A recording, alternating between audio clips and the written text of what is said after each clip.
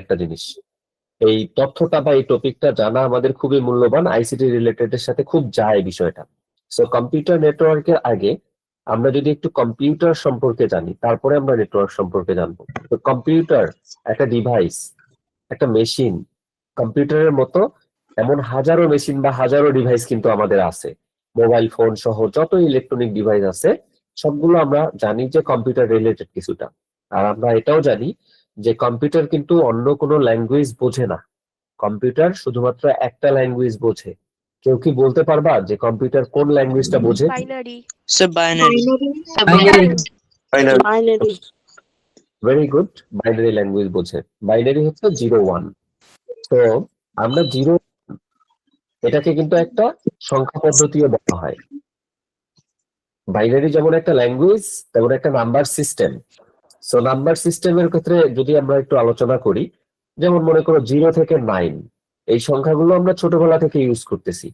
যোগ, বিয়োগ, গুণ, ভাগ, এবং আমরা যত গণনার কাজ আছে আমাদের, আমাদের পরিবারের এবং আমাদের দেশের এবং গোটা ওয়ার্ল্ডের যত হিসাব নিকাশের কার্যক্রম করা হোক না কেন।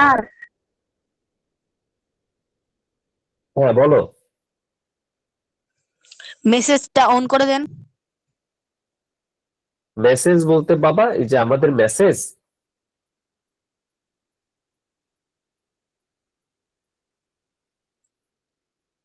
আচ্ছা তুমি স্যার একটু ইন্টারাপ্ট করছি। এখন ক্লাসে সবাই মনোযোগ দিবে। মেসেজ যখন স্যার বলবেন তখন মেসেজ অন করে দেওয়া হবে। হ্যাঁ রাইট, এখন কেউ মেসেজ দিবা না কোন রকম। আমি তো প্রথমেই বললাম যে একদম শুরু থেকে আমরা প্রায় 30 মিনিট পর্যন্ত পুরোটাই শুনবো, আমার কথা শুনবা। আমি মাঝে মাঝে যেটা জিজ্ঞেস করব ওটাতে একটু রেসপন্স করবা, 2-1 জন রেসপন্স করবা, তাতেই হয়ে যাবে। যে সবার আগে রেসপন্স করবা ওটা শোনার পর আর কেউ রেসপন্স করার দরকার নাই। আর আমরা পুরো আলোচনাটা শোনার পর তোমাদের সাথে লাইভ কনভারসেশন যাবো, তো গল্প হবে, আড্ডা হবে এবং প্রশ্নের আলোচনা হবে। তো এই সময় পর্যন্ত তোমরা পুরোপুরি খাতা কলম নিয়ে শুধু আমার কথা শুনবা আর লিখবা। তো আমি কিন্তু এর মধ্যে কয়েকটা পয়েন্ট অলরেডি দিয়ে দিছি টপিকের বাইরে। কি কম্পিউটার কোন ভাষা বোঝে সেটাকে বলা হয় বাইনারি ভাষা, বা এটার নাম হচ্ছে মেশিন ভাষা। এটা কিন্তু নেটওয়ার্কের বাইরের টপিক, কিন্তু আমরা জানতেছি কারণ কি অলিম্পিয়াড বলতেই হচ্ছে তোমাকে এমন ভাবে কোশ্চেন করা হবে যেন 100 জনের মধ্য থেকে 1 জন বা 2 জনকে বাছাই করা যায়। তো তুমি যে জিনিসটা পড়বা সেটা সাইডে বামে ডানে আরো কি আসতে পারে, এই জিনিসগুলো আমাদেরকে আয়ত্ত করতে হবে। হ্যাঁ, এখন হচ্ছে এআই এর যুগ, আর্টিফিশিয়াল ইন্টেলিজেন্স যুগ। আমরা যদি শিক্ষা ক্ষেত্রকে ভাগ করি, শিক্ষা ক্ষেত্রে হচ্ছে এই চতুর্থ শিল্প বিপ্লবের যুগে এসে আমরা কিন্তু এখন এডুকেশন 4তে চলে আসছি, পার্ট 4। এখানে আমরা এআই কমপ্লিট যুগে বসবাস করতেছি। যে যত বেশি এই এআই রিলেটেড জিনিসকে ব্যবহার করে আমরা এগিয়ে যাব, সে তত বেশি দ্রুত এগিয়ে যেতে পারবো। কিন্তু সেটা এডুকেশন সেক্টরে হতে পারে, অন্য যে কোনো সেক্টরে হতে পারে। আচ্ছা, ওকে। তো আমরা ছিলাম নাম্বার সিস্টেমে। নাম্বার সিস্টেমে যেমন বাইনারি 0-1, এটা একটা নাম্বার সিস্টেমও বলা হয়। যেমন 0 থেকে 9 দিয়ে আমরা সকল কার্যক্রম হিসাব নিকাশ করতে পারি, ঠিক তেমন ভাবে 0-1 এই সংখ্যা দুটো দিয়ে সকল হিসাব নিকাশের কার্যক্রম সম্পূর্ণ করা যায়, যেমনটা পারা যায় 0-9 দিয়ে। সো এক্ষেত্রে রেজাল্ট কিন্তু আসবে 0 অথবা 1, বা 0-1 দিয়েই সব রেজাল্ট আসবে। যোগফল, গুণফল, বিয়োগফল, ভাগফল, এভরিথিং রেজাল্ট আসবে শুধু 0-1 দিয়ে। অন্য কোনো সংখ্যা বা অন্য কোনো ডিজিট কিন্তু এখানে আসার কোনো সুযোগই নাই। সো অনেক সময় মনে হতে পারে 0-1 দিয়ে যোগ করলে শুধু 0-1ই ফলাফল আসবে, তাহলে 8-9-10 কই গেল, তাহলে তো হিসাব মিলবে না। তো আসলে হিসাব মিলবে। সো এই জিনিসটা আমরা যখন সংখ্যা পদ্ধতি, নাম্বার সিস্টেম বা প্রোগ্রামিং এর বিষয়গুলো যখন পড়বো তখন আমরা ওই বিষয়গুলো আয়ত্ত করে ফেলবো। তো আমরা কম্পিউটার নেটওয়ার্কে আসতেছি। কম্পিউটার নেটওয়ার্ক, তো নেটওয়ার্ক কথাটা যখন আসে তখন আমরা বুঝি যে একজনের সাথে আরেকজনের সম্পর্ক তৈরি করা, এটাকে আমরা বলি নেটওয়ার্ক। তো যেহেতু এখানে বলা হয়েছে কম্পিউটার নেটওয়ার্ক, যেমন নেটওয়ার্ক অনেক ধরনের থাকে। যেমন আমাদের ফ্যামিলিগত নেটওয়ার্ক, বাবা মা ভাই বোন, এই যে আমাদের মধ্যে যে একটা নেটওয়ার্ক, এটাকে বলা হয় পরিবার। আমরা জানি পৃথিবী ধ্বংস হয়ে যাবে যদি পরিবার প্রথাটা উঠে যায়। আমাদের দেশ বাংলাদেশ চিরসবুজের দেশ, এই দেশে কিন্তু পরিবার প্রথা খুব গুরুত্বপূর্ণ একটা বিষয়। আমরা একই সাথে বাবা মা ভাই বোন দাদা দাদি চাচা চাচি একই এক গোত্রে বসবাস করে থাকি। এটার মধ্যে কিন্তু একটা আনন্দ আছে, একটা সুখ আছে, একটা ভালোবাসা আছে।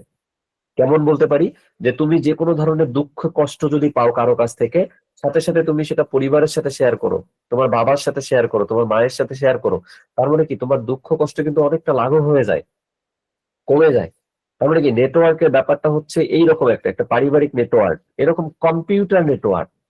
যখন একটা কম্পিউটারের সাথে আরেকটা কম্পিউটারের মধ্যে সম্পর্ক স্থাপন হয়, সম্পর্ক স্থাপন করে দেওয়া হয়, এবং তারা কি করতে পারে, একটা কম্পিউটার আর একটা কম্পিউটার তথ্য আদান প্রদান করতে পারে। ওই যে যেমন পরিবারের ক্ষেত্রে বললাম, তুমি যে কোনো জায়গায় একটা দুঃখ কষ্ট পেয়ে আসছো, আঘাত পেয়ে আসছো, তুমি তোমার বাবা মার সাথে শেয়ার করতেছো, তোমার আঘাতটা কমে যাচ্ছে বা রিলায়েবল হচ্ছ, একটু শান্তি পাচ্ছ।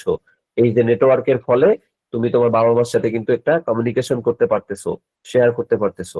তো এই পরিবার প্রথাটা যদি ধ্বংস হয়ে যায়, তাহলে পৃথিবীও দেখবা একসময় ধ্বংস হয়ে যাবে। তো যতদিন এই পরিবার প্রথাটা আছে বা পরিবারের মধ্যে এই নেটওয়ার্কটা আছে, ততদিন পর্যন্ত কিন্তু আমাদের পৃথিবী সুন্দর, আমাদের দেশ সুন্দর, আমাদের সমাজ সুন্দর।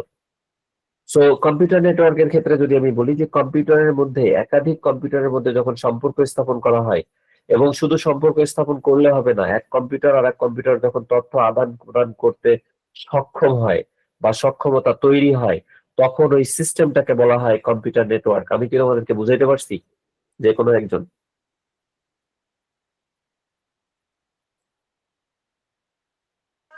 জি স্যার। ওকে। জি তো স্যার। সো কম্পিউটার নেটওয়ার্ক সম্পর্কে আমাদের মোটামুটি আইডিয়া হয়ে গেল। এখানে এই সংজ্ঞাটাই দেওয়া আছে।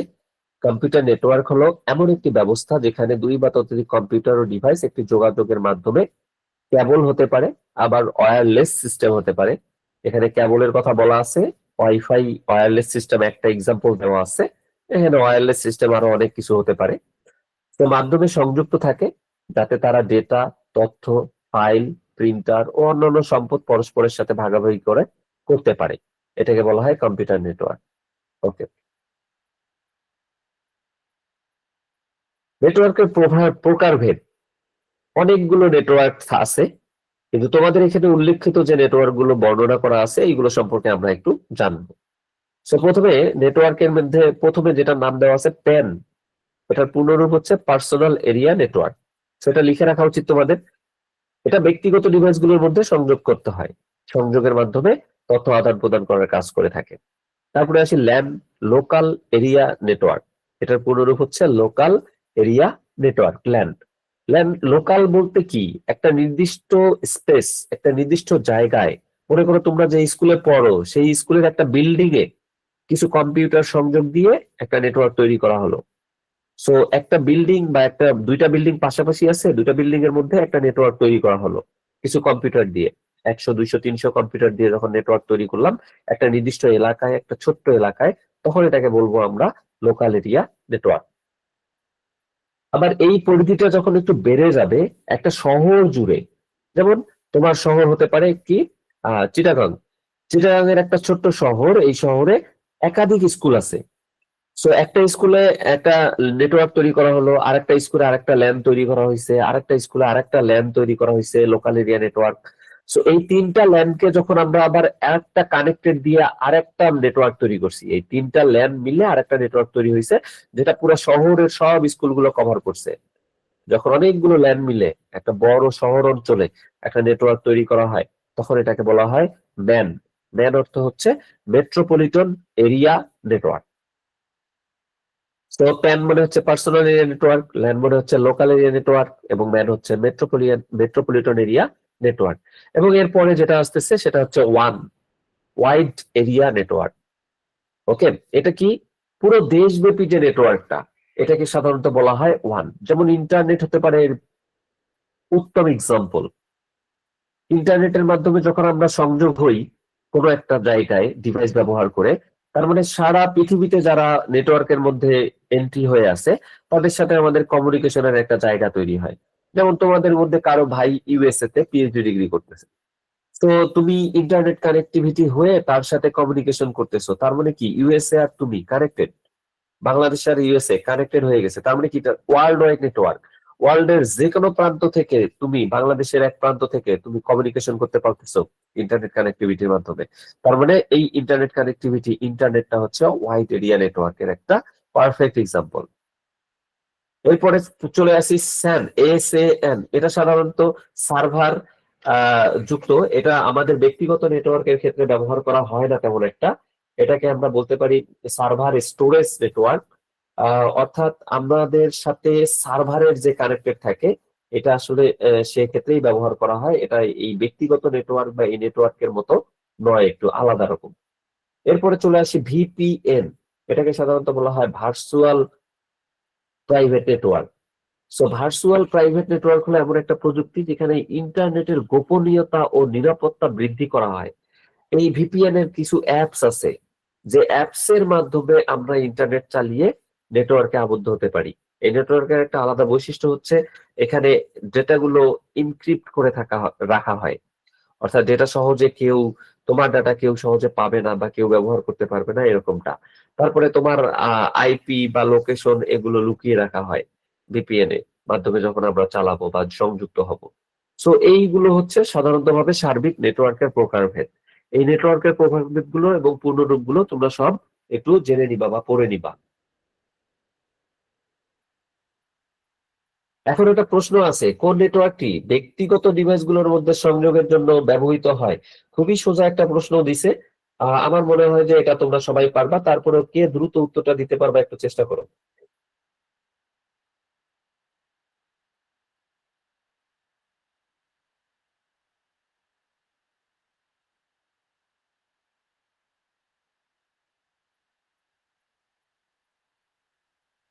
সবাই কি মিউট আছে নাকি?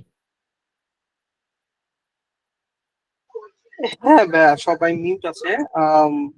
পার্টিসিপেন্টসরা চাইলে মেসেজের মাধ্যমে ইয়া করতে পারবে।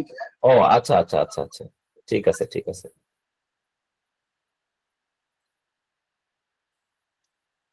তাহলে আমরা হচ্ছে এটার উত্তর পেয়ে যাব যে কোন নেটওয়ার্কটি ব্যক্তিগত ডিভাইসগুলো, যখনই ব্যক্তিগত ডিভাইসের বিষয়টা চলে আসবে, যে ব্যক্তিগত ডিভাইসগুলোর মধ্যে সংযোগের ব্যাপার-স্যাপার যখনই আমাদের মাঝে আসবে, তখন আমরা এটা বুঝবোই যে এটা পার্সোনাল এরিয়া নেটওয়ার্ক।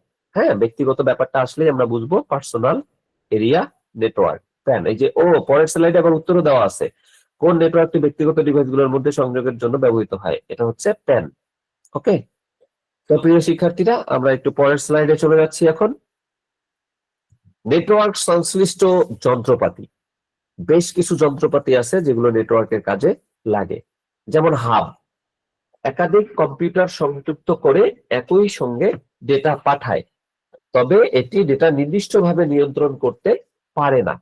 সুইচ, একই নেটওয়ার্কের মধ্যে একাধিক ডিভাইসকে সংযুক্ত করে ডেটা প্যাকেট নির্দিষ্ট গন্তব্যে পাঠায়।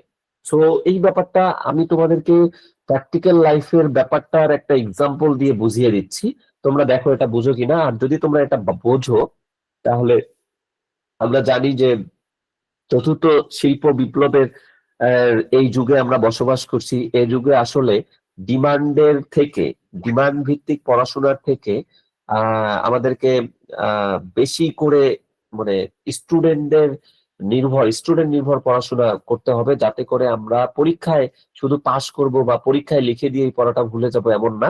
আমাদের জন্য লাইফ টাইম এই পড়াটা মনে থাকে, এভাবে পড়াশোনা করা উচিত। ওকে, এই যুগে এসে। সো হাব এবং সুইচ এগুলো হচ্ছে কানেক্টিভিটি ডিভাইস, সংযোগকারী যন্ত্র। আমি যদি একটু বলি বিস্তারিতভাবে, যে এটা কিছু কম্পিউটারকে একসাথে সংযোগ করে একটা নেটওয়ার্ক তৈরি করতে কাজ করা হয়। হাব এবং সুইচ দুটারই কথা বলতেছি, দুটো একই কাজ করে, তবে ডিফারেন্স কি? মনে করো সাপোজ যে আমরা যখন একটা নেটওয়ার্ক তৈরি করলাম 4টা কম্পিউটার দিয়ে, সো 4টা কম্পিউটারের মধ্যে 1 নম্বর কম্পিউটার 3 নম্বর কম্পিউটারকে একটা ডাটা পাঠাতে চাচ্ছে। সো 1 নম্বর কম্পিউটার 3 নম্বর কম্পিউটারকে একটা ডেটা পাঠাতে চাচ্ছে। সো হাব দিয়ে যদি কানেক্টেড থাকে, তাহলে সাধারণত হাব কি করতে পারে? ডেটাটা পৌঁছে দেওয়ার কাজ করে, নির্দিষ্টভাবে নিয়ন্ত্রণ করে এটা পৌঁছে দেওয়ার ক্ষেত্রে। তো যখন 1 নম্বর কম্পিউটার থেকে ডেটাটা 3 নম্বর কম্পিউটারে পাঠাতে চায় নেটওয়ার্কের ক্ষেত্রে, হাব তখন কি করতে পারে? ও কিন্তু জানে না রিড করতে। মানে হাব হচ্ছে পড়াশোনা জানে না, সোজা কথা। সো তুমি যদি কাউকে একটা টপিক বা কাউকে একটা ডকুমেন্ট দিয়ে পাঠাই দাও, ওই ব্যক্তিটা যদি পড়াশোনা না জানে, তাহলে ওই ভাষার যাকে তুমি পাঠাইতে বলতেছো ওই বাসার সবাইকে কিন্তু ওই ডিভাইসটা বা ওই ডকুমেন্টটাও দেখাবে যে এটা কি আপনার, এটা কি আপনার, এরকম ব্যাপারটা। তো হাবও এরকম করে, ওই নেটওয়ার্কের মধ্যে যতগুলো কম্পিউটার আছে ওই ডকুমেন্টটা সবগুলো কম্পিউটারকেই নক দেয় যে এই ডিভাইসটা কার, বা ডিভাইসটা এই যে ডকুমেন্টটা পাঠিয়েছে এটা কে রিসিভ করবে। যার সাথে ঠিকানার ম্যাচিং করে বা আইপি অ্যাড্রেসের ম্যাচিং হয় সেই ডিভাইসটা রিসিভ করে, বাকিটা রিসিভ করে না। তার মানে হাব অনেকটা এভাবে কাজ করে, অনেকটা মানে এডুকেটেড পার্সন না হাব। আর সুইচ হচ্ছে এডুকেটেড পার্সন। কি করে, কোনো একটা নেটওয়ার্কে 4টা কম্পিউটার আছে, একটা কম্পিউটার আরেকটা 1 নম্বর কম্পিউটার 3 নম্বর কম্পিউটারকে ডেটা পাঠাতে চাচ্ছে, সে সুইচ তাহলে ডেটাটা রিড করতে পারে, সে এডুকেটেড, সে পড়াশোনা জানে, সে ডাটাটা রিড করতে পারে, রিড করে দেখে যে ও হ্যাঁ এই ডেটাটা হচ্ছে 3 নম্বর কম্পিউটারে পাঠাতে হবে, এর প্রাপকের ঠিকানা হচ্ছে নাম্বার 3 কম্পিউটার। সো ডেটাটা সরাসরি 3 নম্বর কম্পিউটারে পাঠানোর জন্য ব্যবস্থা করে, অর্থাৎ ডিরেক্টলি 3 নম্বর কম্পিউটারে চলে যায়। তাহলে হাব এবং সুইচের মধ্যে কাহিনীটা হলো একটু, যে এরা একই কাজ করে, কম্পিউটার সংযোগ দেওয়ার জন্য নেটওয়ার্ক তৈরি করার জন্য ব্যবহার করা হয়, সুইচও সেম নেটওয়ার্ক তৈরি করার জন্য ব্যবহার করা হয়, কিন্তু এদের মধ্যে ডিফারেন্স ওই একটাই। তাহলে আমি যদি একটু চিন্তা করি, একটা তোমাদের প্রশ্ন করি যে হাব এবং সুইচের মধ্যে আসলে বেটার কোনটা হতে পারে, ভালো কোনটা হতে পারে বলে মনে হয় তোমাদের? সো এটা আমরা পরে আলোচনা করব। এরপরে আসি রাউটার। তো রাউটার হচ্ছে যে আমরা একটা নেটওয়ার্ক তৈরি করছি, আরো একটা নেটওয়ার্ক তৈরি আছে একটা স্কুলে, আর আরেকটা স্কুলে আরেকটা নেটওয়ার্ক তৈরি আছে। সো এই যে দুইটা নেটওয়ার্ককে আমরা আবার একীভূত করার চেষ্টা করতেছি। যখন দুইটা নেটওয়ার্ককে আমরা একটা নেটওয়ার্কের মধ্যে তৈরি করার চেষ্টা করব, তখন আমরা মিডলে কানেক্টর হিসাবে রাউটার ইউজ করব। সো রাউটারের মাধ্যমে আমরা একাধিক নেটওয়ার্কের মধ্যে ডাটা পাঠাতে সক্ষম হব এবং ডেটা সঠিক গন্তব্যে পৌঁছাইতে রাউটার সহায়তা করে থাকে। সো আমরা এই 3টা ডিভাইস সম্পর্কে মোটামুটি একটা ভালো ফিডব্যাক পেলাম। একটা হচ্ছে হাব, একটা হচ্ছে সুইচ এবং একটা হচ্ছে রাউটার। মজার ব্যাপার হলো 3টার কাজ প্রায় কাছাকাছি, যে এরা নেটওয়ার্ক তৈরি করতে কাজ করে, হাবও নেটওয়ার্ক তৈরি করতে কাজ করে, সুইচও নেটওয়ার্ক তৈরি করতে কাজ করে এবং রাউটারও একাধিক নেটওয়ার্ক সংযোগ স্থাপনের ক্ষেত্রে কাজ করে থাকে। সো এই টপিক 3টা সম্পর্কে আমাদের একটু কিছুটা আইডিয়া হলো, এগুলো নোট ডাউন করে রাখবা। এরপরে আসি নেটওয়ার্ক নিরাপত্তা। আচ্ছা, আমার মনে হয় নেটওয়ার্ক সংশ্লিষ্ট যন্ত্রপাতির মধ্যে আরো বেশ কিছু যন্ত্রপাতি আছে। তো তোমাদের সিলেবাস ভিত্তিক যদি এই 3টাই শুধু থেকে থাকে তাহলে 3টা পড়ে নিবা, আরো যদি মনে হয় তোমাদের পিডিএফ এ দেওয়া আছে আরো কিছু, তাহলে ওগুলো একটু পাশাপাশি পড়ে ফেলবা। সো আমরা পরের স্লাইডে চলে যাচ্ছি। পরের স্লাইডে হচ্ছে নেটওয়ার্কের নিরাপত্তা, সিকিউরিটি। তো সিকিউরিটি একটা ইম্পর্টেন্ট জিনিস। আমরা এআই এর যুগে বসবাস করতেছি এখন, যদিও বাংলাদেশে এআই এর ইউজ এর পার্সেন্টেজটা অনেক কম, শিক্ষা ক্ষেত্রে বিশেষ করে। আমি একটা কয়েকদিন থেকে এটা নিয়ে বেশ সার্চ দিলাম বিভিন্ন জায়গায়। আমি দেখলাম কিছু ইনফরমেশন তোমাদের দিয়ে দেই, যেহেতু 22-23 মিনিট মাত্র গেল, একটু গল্প করা যাক একটা বিষয় নিয়ে। সেটা হচ্ছে ওয়ার্ল্ডে মাধ্যমিক শিক্ষা স্তরে, পুরো ওয়ার্ল্ডের কথা বিবেচনা করলে ওয়ার্ল্ডে প্রায় 6 মিলিয়নের বেশি শিক্ষা প্রতিষ্ঠান আছে যারা এই নিম্ন মাধ্যমিক একদম ছোট বাচ্চাদের সহ মাধ্যমিক সেক্টরে কাজ করে থাকে। তাহলে 6 মিলিয়ন শিক্ষা প্রতিষ্ঠানে কি পরিমাণ শিক্ষক কাজ করতে পারে এটা অনুমেয়। আমাদের বাংলাদেশের পার্সপেক্টিভ থেকে যদি চিন্তা করি, আমাদের বাংলাদেশে প্রায় 1.5 লক্ষ শিক্ষা প্রতিষ্ঠান আছে। হ্যাঁ, এই 1.5 লক্ষ শিক্ষা প্রতিষ্ঠানে কাজ করে প্রায় 14 লক্ষ শিক্ষক। এটা মাধ্যমিক এবং নিম্ন মাধ্যমিকের ব্যাপার স্যাপার গুলো সবগুলো যাচাই বাছাই করে বললাম যে 14 লক্ষ শিক্ষকের মধ্যে মাত্র 20%, ম্যাক্সিমাম 20% শিক্ষক আমরা যারা আছি, আমরা শিক্ষা ক্ষেত্রে এআই এর সর্বনিম্ন স্তরটা ইউজ করে থাকি এখন পর্যন্ত। তো আমাদেরকে এটা কত তাড়াতাড়ি আমাদের শিক্ষকদের সহ শিক্ষার্থীদের এটা কত তাড়াতাড়ি আয়ত্ত করতে হবে, তো সেটা তোমরা বুঝতেই পারছো যুগের সাথে তাল মিলিয়ে চলতে গেলে। আর আমি যদি ওয়ার্ল্ডের পার্সপেক্টিভ থেকে বলি, গোটা ওয়ার্ল্ডে এই যে 6 মিলিয়ন ইনস্টিটিউশন আছে, শিক্ষা প্রতিষ্ঠান আছে, এই জায়গাতে আমাদের 44% শিক্ষক এডুকেশন সেক্টরে এআই ইউজ করে থাকে। তো ওয়ার্ল্ডের থেকে আমরা অনেকটা কম আছি, এটা স্বাভাবিক ব্যাপার। আমাদের বাংলাদেশে অনেক লিমিটেশন আছে। লিমিটেশন গুলোর মধ্যে হচ্ছে খুবই ইম্পর্টেন্ট একটা লিমিটেশন হচ্ছে ডিভাইস লিমিটেশন। এবং অবকাঠামোগত লিমিটেশন, ইন্টারনেটের গতি বিষয়ক লিমিটেশন, হ্যাঁ এই বিষয়গুলো আছে, এগুলো আমরা ওভারকাম করে ফেলবো ইনশাল্লাহ আস্তে আস্তে, এবং তোমরাও অনেক সুবিধা পাবা এগুলোর পরবর্তী সময়ের ক্ষেত্রে। সো সিকিউরিটির ব্যাপারটা আসি আমরা। নেটওয়ার্কের সিকিউরিটির আগে আমাদের সাইবার সিকিউরিটি খুব একটা ইম্পর্টেন্ট জিনিস। সাইবার সিকিউরিটি সম্পর্কে তোমাদের সম্ভবত একটা টপিকই আছে, ওটাতে তোমরা ক্লাস পাবা যে কোনো একজন স্যারের। সো ভাইরা ভাই, এই সিকিউরিটিটা খুব ইম্পর্টেন্ট।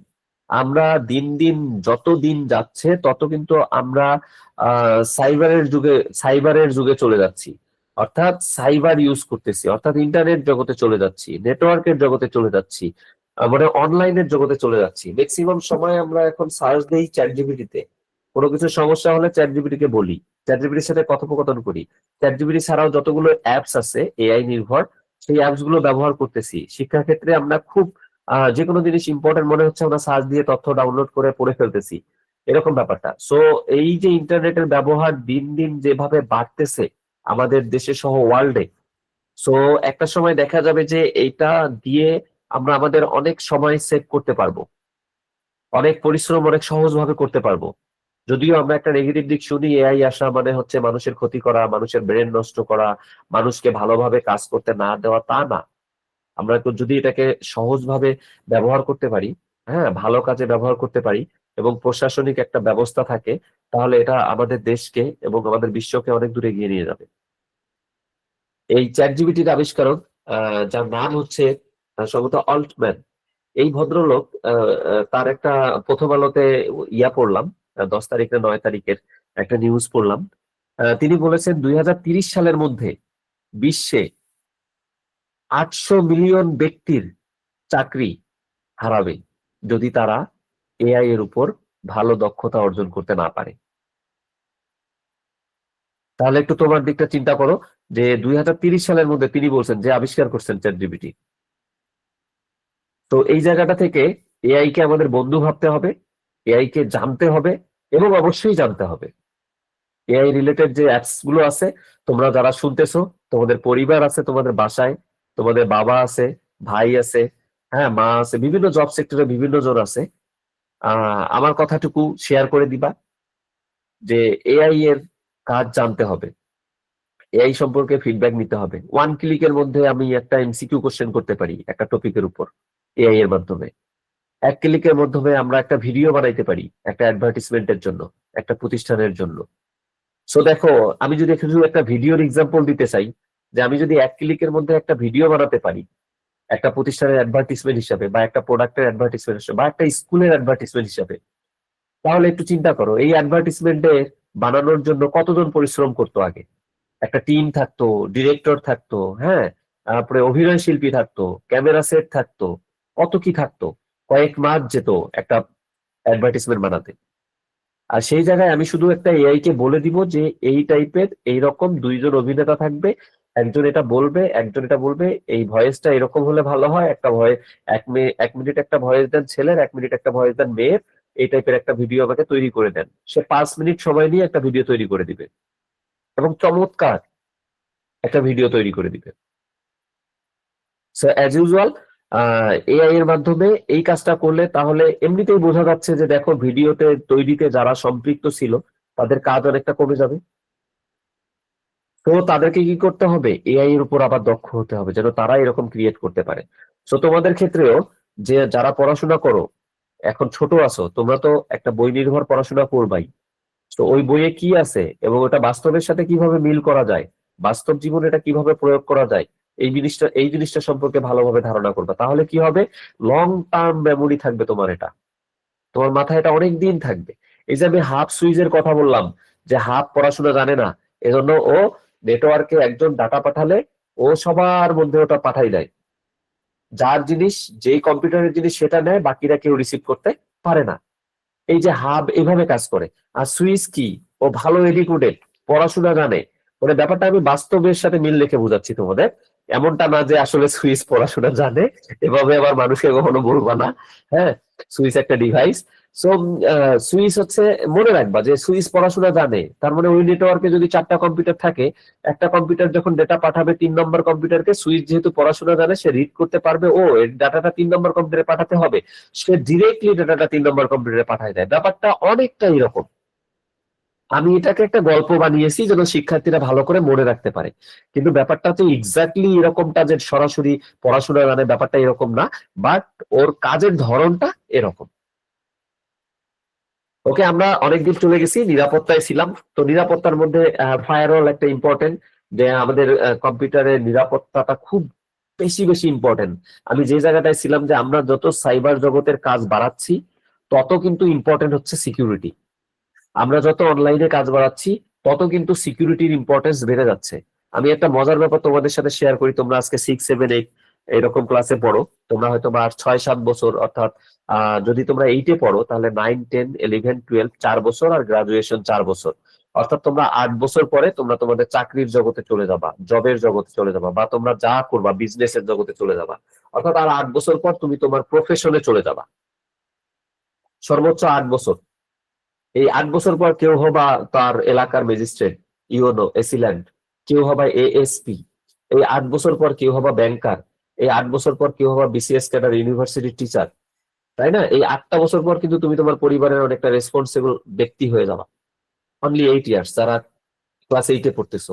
আর যারা 6-এ পড়তেছো, তাহলে আরো 2 বছর অ্যাড করে নাও, অর্থাৎ 10-12 বছর পরে তুমি তোমার একটা প্রফেশনে চলে যাবা। সো তুমি যখন তোমার প্রফেশনে যাওয়ার বয়স হবে, তখন দেখবা যে অনলাইন বা সাইবার জগৎ ছাড়া আর কোনো কাজ খুঁজে পাবা না। অর্থাৎ যে কোনো সমস্যা, যে কোনো প্রবলেম এই সাইবার জগতে যেতে হবে, সাইবার জগতে সলভ করে নিয়ে আসতে হবে। সো সাইবার জগতের বিচরণটা অনেক বেশি হয়ে যাবে। আমি গতকালকে একটা জরিপে দেখলাম, রিপোর্টে দেখলাম যে এআই প্রতিদিন মাস্টার কার্ড এর যে ট্রানজেকশন হয়, আমরা যে টাকা ট্রানজেকশন করি মাস্টার কার্ড ব্যবহার করে, এআই প্রতিদিন 2.5 বিলিয়ন, অর্থাৎ প্রায় 250 কোটি ট্রানজেকশন চেক করে এআই এভরিডে। চিন্তা করতে পারছো? এই মাস্টার কার্ডের ট্রানজেকশন চেক করে প্রায় 250 কোটি ট্রানজেকশন এভরিডে চেক করে। আমরা পৃথিবীতে 800 কোটি মানুষ বসবাস করি, তার মধ্যে এআই একাই, ওর তো আরো অনেক কাজ থাকে। 250 বিলিয়ন, 2.5 বিলিয়ন ট্রানজেকশন চেক করে। এই চেকটা যদি এআই এর মাধ্যমে না করা হতো, তাহলে আমাদের অনেক রিজার্ভ চুরি হয়ে যেত, টাকা পয়সা হারাই যেত অ্যাকাউন্ট থেকে। আমরা যখন ট্রানজেকশন করতাম, একজনকে ফি দিতাম বা একজনের কাছে প্রোডাক্ট কিনে টাকা দিতাম, যাইতো আরেকজনের কাছে, ব্যাপারটা এরকম হইতো। তো কি পরিমাণ ভূমিকা বা কি পরিমাণ কাজ করতেছে এআই, এটা আমরা কল্পনা করতে পারি না। তো নেটওয়ার্ক নিরাপত্তার ক্ষেত্রে ফায়ারওয়াল একটা ইম্পর্টেন্ট জিনিস। এটার মাধ্যমে আমাদের কম্পিউটারে যে কেউ এন্ট্রি করতে পারবে না বা তথ্য চুরি করতে পারবে না। এনক্রিপশন, এটা হচ্ছে একটা পাসওয়ার্ড দেওয়ার সিস্টেম, অর্থাৎ তোমার একটা ডেটা আছে, তোমার মোবাইলে তুমি একটা ছবি রাখছো, সেই ছবিটা যে কেউ ঢুকে তোমার মোবাইলে দেখতে পারে। আর তুমি যদি এটাকে এনক্রিপ্ট করে রাখো, তাহলে ওখানে ক্লিক মারলে পাসওয়ার্ড অপশন আসবে বা কোনো কিছু একটা দেয়া থাকবে তোমার, ওটার উপর ক্লিক, ওইটা না দেওয়া পর্যন্ত ওটা ওপেন হবে না। একটা password system, advance password system. এনক্রিপ্টের কথা আসলে ডিক্রিপ্টের কথাও আসে, যে তুমি যদি একটা টেক্সটকে এনক্রিপ্ট করো, তাহলে ওটা ওপেন করা যাবে না, আবার যদি ডিক্রিপ্ট করে রাখো, তাহলে ওটা আবার পুনরায় আগের নিয়মে চলে আসবে। অ্যান্টিভাইরাস, অ্যান্টিভাইরাস এটা শুধু নেটওয়ার্কের ক্ষেত্রে না, যে কোনো একটা সিম্পল ডিভাইসের ক্ষেত্রেও খুব গুরুত্বপূর্ণ ভূমিকা রাখে। এটা নেটওয়ার্কের ক্ষেত্রে তো রাখেই, কারণ আমরা যখন ইন্টারনেট কানেক্টিভিটি দেই আমাদের কম্পিউটার গুলোতে বা ডিভাইস গুলোতে, তখন কিন্তু সে একটা সারা ওয়ার্ল্ড ওয়াইড নেটওয়ার্কের মধ্যে ঢুকে গেল।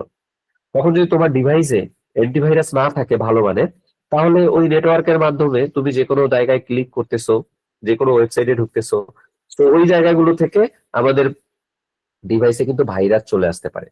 অনেক ধরনের ভাইরাস থাকে।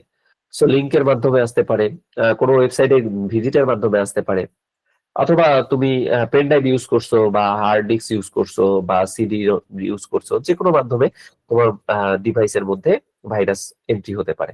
তার ভাইরাস এন্ট্রি হলে তোমার কাজের গতি কমে যাবে, যে কোনো একটা ফাইল ক্রাশ হয়ে যেতে পারে। তো এই বিষয়গুলো ক্ষতি হতে পারে, যে কোনো পাশ থেকে ক্ষতি হতে পারে তোমার নেটওয়ার্ক ডিভাইসের। সো এই জায়গা থেকে যদি অ্যান্টিভাইরাস ব্যবহার করা থাকে, আমরা প্রি প্রোটেক্ট থাকতে পারবো।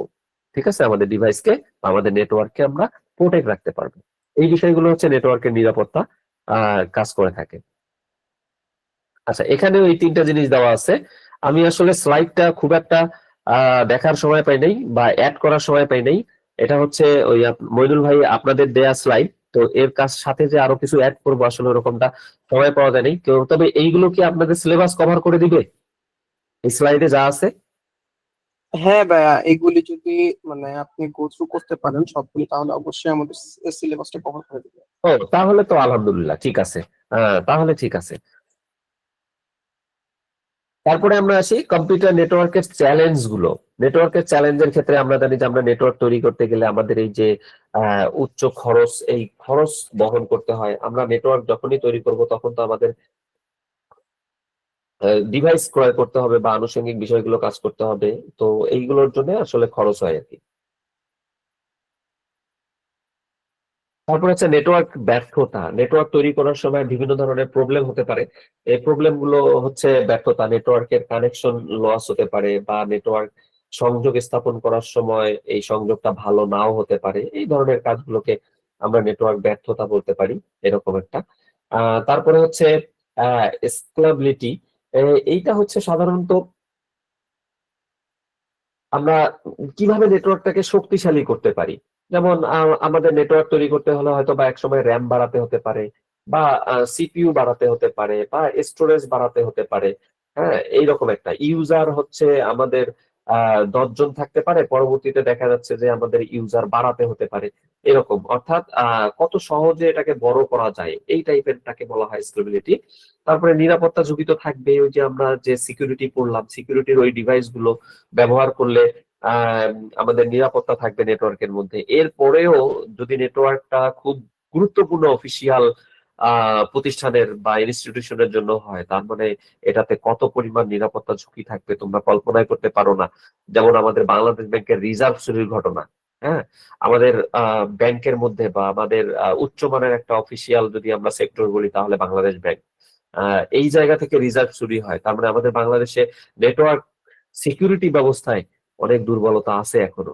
সো তোমরা যারা এখন 6-7 পড়ো, তোমরা যদি একটু মানসিকভাবে প্রিপারেশন নাও যে সাইবার সিকিউরিটি নিয়ে ভবিষ্যতে পড়াশোনা করতে চাও, তাহলে আমি বলবো আজ থেকে 10 বছর পর পৃথিবীর সবচেয়ে মূল্যবান একটা জব হবে সাইবার সিকিউরিটি এক্সপার্ট।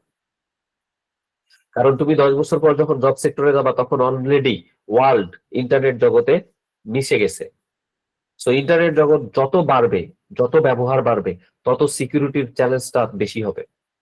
সো যারা ওই সময়টাতে সিকিউরিটি এক্সপার্ট হবে, যারা সিকিউরিটি মেনটেন করার জন্য, অনলাইনে সিকিউরিটি মেনটেন করার জন্য এক্সপার্ট থাকবে, তাদের ডিমান্ডটা অনেক বেশি হবে। এটা তোমরা একটু চিন্তা করে দেখবা যে আমার কথাটা ঠিক নিয়ে। তারপরে জটিল কনফিগারেশন। অবশ্যই নেটওয়ার্কের ক্ষেত্রে জটিল কনফিগারেশন মেনটেন করতে হবে, এটা একটা চ্যালেঞ্জ। তোমরা অবশ্যই কনফিগারেশন সম্পর্কে জানো, সেট আপ বা সেটিং যেটাকে বলা হয়ে থাকে। সো এই জিনিসগুলো মেনটেন করাটা একটু চ্যালেঞ্জ হয়ে থাকে নেটওয়ার্কের ক্ষেত্রে। কম্পিউটার নেটওয়ার্কের ভবিষ্যৎ, হ্যাঁ, এটা তো অলরেডি আমি বললাম 5G এবং 6G network very good idea. আমরা চাই খুব দ্রুত এটার ব্যবহার চালু হয়ে যাক, আমরা যেন খুব ফ্লেক্সিবল ভাবে এই নেটওয়ার্কের আওতাভুক্ত কাজ করতে পারি এগুলোর মাধ্যমে। কৃত্রিম বুদ্ধিমত্তা network, AI base network already চলে আসছে, ডান। আমরা এখনো এর সুবিধা গ্রহণ করতে পারি নাই। তো আমরা চাচ্ছি, আমরা আস্তে আস্তে করতেছি এবং এটা হয়ে যাবে আমাদের মধ্যে, ফ্লেক্সিবল হয়ে যাবে, ইজি হয়ে যাবে। ক্লাউড নেটওয়ার্ক, ক্লাউড ভিত্তিক নেটওয়ার্ক, অর্থাৎ যা কাজ করব সব ক্লাউড। ক্লাউড কথাটা হচ্ছে, আমি একটু বলি, ক্লাউড হচ্ছে এক ধরনের সেবা যার মাধ্যমে গ্রহীতা অর্থাৎ আমি বা তুমি যখন যা প্রয়োজন গ্রহণ করব, যতটুকু প্রয়োজন ততটুকু গ্রহণ করব, যতটুকু প্রয়োজন নয় অতটুকু ব্যাক করে দিব, এবং যতটুকু গ্রহণ করলাম অতটুকুর জন্য পেমেন্ট করব।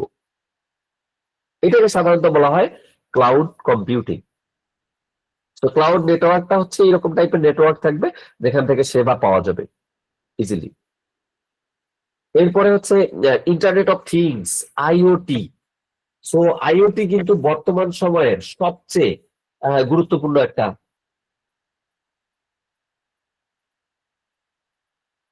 টপিক। সো আইওটি এর এক্সাম্পল, আমি একটা এক্সাম্পল দিচ্ছি। আইওটি ইন্টারনেট থিংস, এ কিন্তু নিজে নিজে চিন্তা করতে পারে। আইওটি, মনে করো তুমি কোনো একটা বাসায় আইওটি সেট আপ দিচ্ছ, বা আইওটি সেট আপ দিছো, ওই বাসাটা পুরোটা আইওটি ডিপেন্ডেন্ট, তাহলে কি হবে? তার মানে এটাতে তোমার বাসার ভিতরে যে ডিভাইস গুলো আছে, যে জিনিসগুলো আছে, এরা আবার নিজেদের সাথে নিজেদের পরস্পর তথ্য আদান প্রদান বা শেয়ারিং করার একটা ব্যবস্থা। যেমন তোমার বাসায় ফ্যান আছে, সো ফ্যান কি করবে, একটা নির্দিষ্ট তাপমাত্রার নিচে যখন না যাবে ততক্ষণ পর্যন্ত ফ্যান ঘুরবে না। অর্থাৎ একটা লেভেলের তাপমাত্রার নিচে আছে, ফ্যান স্টপ আছে। যখন তাপমাত্রাটা বেশি হয়ে যাবে তোমাকে ফ্যানের সুইচ দিতে হবে না, ফ্যান অটোমেটিক্যালি ঘুরবে। স্যার, এই the advantage of internet of things. আরো ক্লিয়ার করি, যেমন ঢাকা শহরে এখন অনেক বাড়িতে কি সেন্সর ব্যবহার করা হয় লাইটে। সো এটাতে কি হয় যে তুমি ঘরে প্রবেশ করছো, সো সেন্সরের মাধ্যমে অটোমেটিকলি লাইট জ্বলে গেছে। এইটা হচ্ছে ব্যাপারটা অনেকটা এরকম। আমি কি বুঝাইতে পারছি মনে হয়? যে তুমি যতক্ষণ থাকতেছো, তোমার উপস্থিতি যতক্ষণ বুঝতেছে, ততক্ষণ পর্যন্ত হচ্ছে কাজ করতেছে লাইট। আবার তুমি চলে যাচ্ছ, তোমার উপস্থিতি নাই, তারপরে লাইট অফ হয়ে যাচ্ছে। এই যে হচ্ছে ইন্টারনেট অফ থিংস।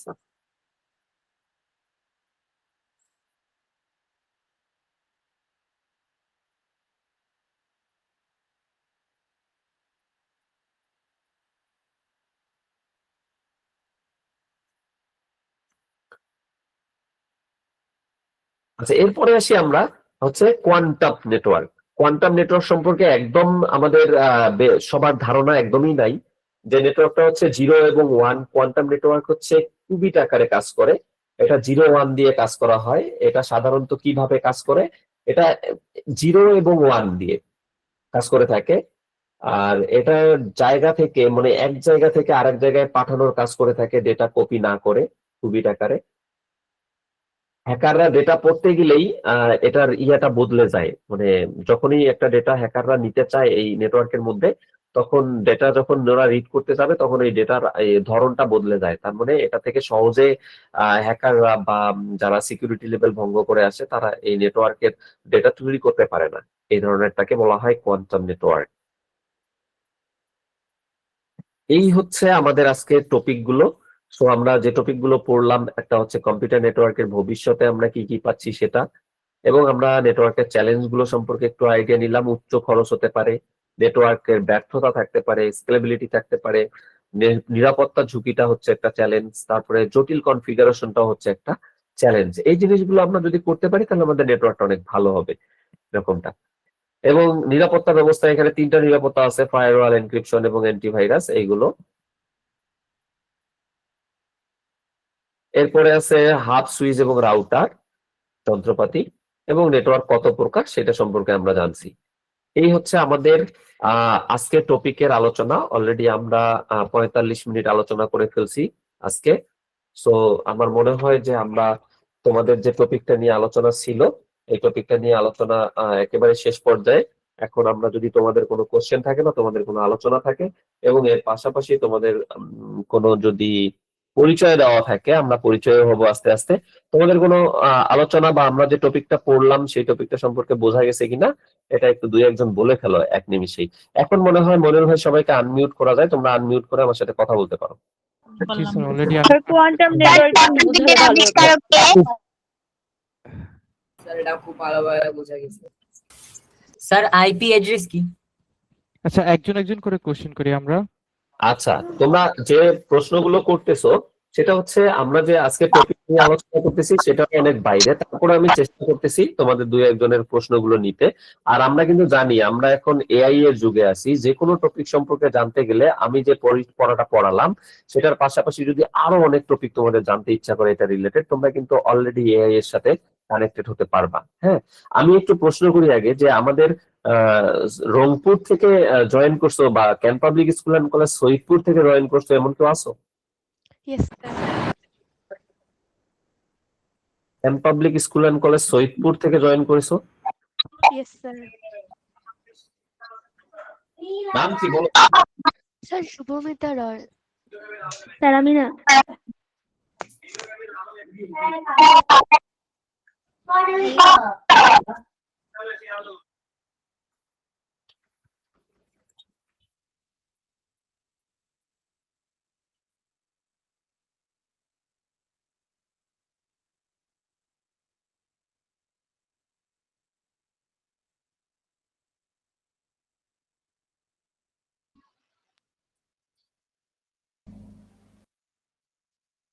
আচ্ছা স্যার, অনেকেই হচ্ছে কমেন্টে লিখছেন।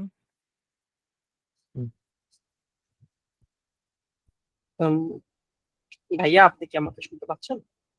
আহ,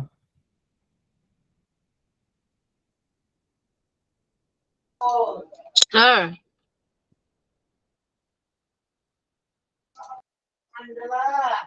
স্যার কোয়ান্টাম নেটওয়ার্কটা একটু যদি বুঝাই দিতেন। স্যার কোয়ান্টাম নেটওয়ার্কে একটু প্রবলেম ছিল। আচ্ছা স্যারের মেবি নেটওয়ার্কের সমস্যা হচ্ছে, তো সবাই একটু ধৈর্য ধরি, স্যার আমাদের সাথে আবার কানেক্ট হবেন। Okay sir. Okay. Okay, quantum network কি? অনাকাঙ্ক্ষিত মেসেজ যারা দিচ্ছে তাদেরকে রিমুভ করে দাও। তালহা, মইনুল, আমিও দিচ্ছি।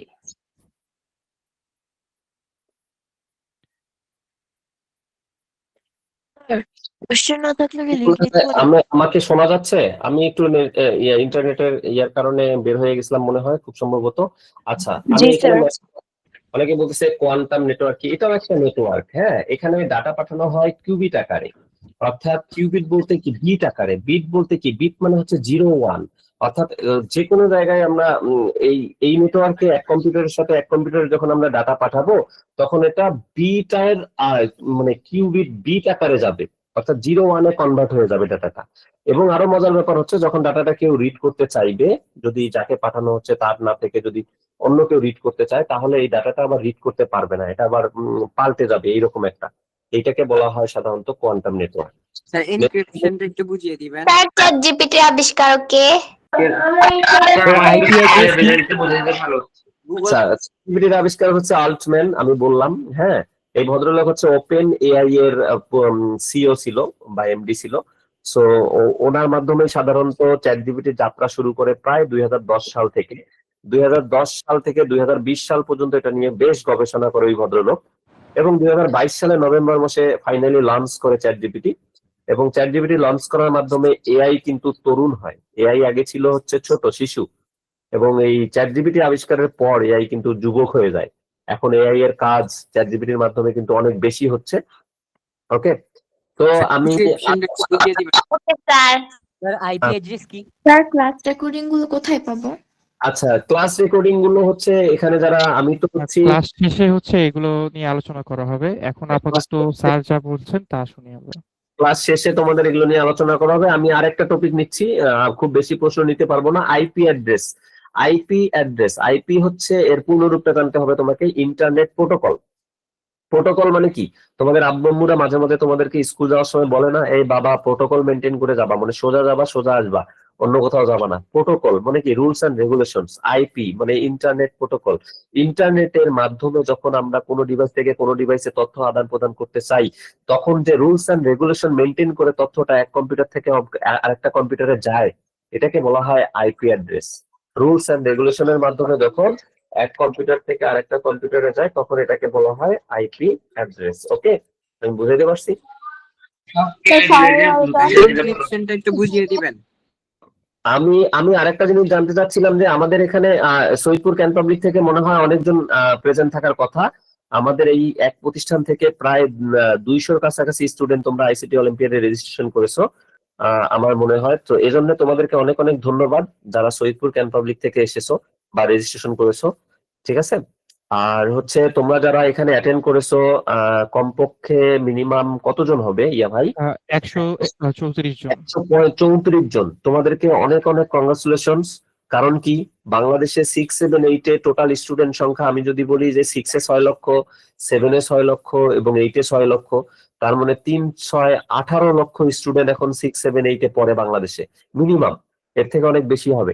এই 18 লক্ষ স্টুডেন্টের মধ্যে তোমরা 135 জন স্টুডেন্ট আজকে আইসিটি অলিম্পিয়াডের পরিবারের সাথে সম্পৃক্ত হয়েছো। তার মানে 18 লক্ষ স্টুডেন্টের থেকে তোমরা 135 জন স্টুডেন্ট এগিয়ে যাবে ইনশাল্লাহ।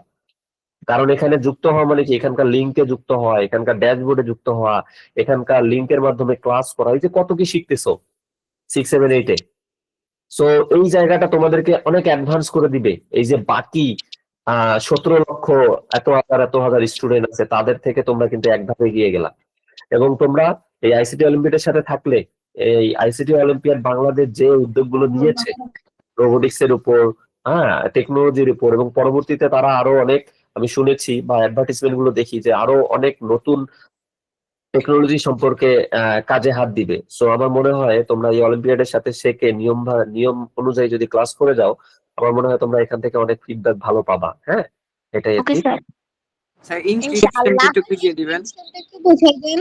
কোয়ান্টাম নেটওয়ার্ক আমি কোয়ান্টামটা বললাম একবার, কোয়ান্টাম নেটওয়ার্ক এটা একটা নেটওয়ার্ক, এটা কি করে, ডাটা কিউবিট আকারে পাঠায়, অর্থাৎ বাইনারি নাম্বার বা বিট আকারে 0-1 যেমন বিটের মাধ্যমে ডাটা আদান প্রদান করে। সাধারণত আমরা যে নেটওয়ার্ক গুলোতে ব্যবহার করি, এই নেটওয়ার্ক গুলো কিন্তু বিভিন্ন মেথড ওয়েতে ডাটা আদান প্রদান করে। যেমন তোমরা এই ব্যাপারটা বুঝবাই না, যেমন সিম্পল একটা নেটওয়ার্কে একটা কম্পিউটার থেকে একটা কম্পিউটারে ডাটা আদান প্রদান করলে এটা যে মেথডে যায় এটাকে বলা হয় অ্যাসিনক্রোনাস, সিনক্রোনাস, আইসোক্রোনাস, এইভাবে ডাটা আদান প্রদান হয়। আর কিউবিট আকারে যায় হচ্ছে কোয়ান্টাম মেথডে, কোয়ান্টাম নেটওয়ার্কে, অর্থাৎ বিট আকারে যায়। আর অ্যাসিনক্রোনাস মানে, সিনক্রোনাস মানে হচ্ছে তোমার মনে করো অনেকগুলো ডাটা একসাথে পাঠানো যায়, এরকমটা। সো ব্যাপারটা অনেকটা এইরকম। আচ্ছা ভাইয়া, সরি আপনি কি একটু ইন্টারাপ্ট করছি।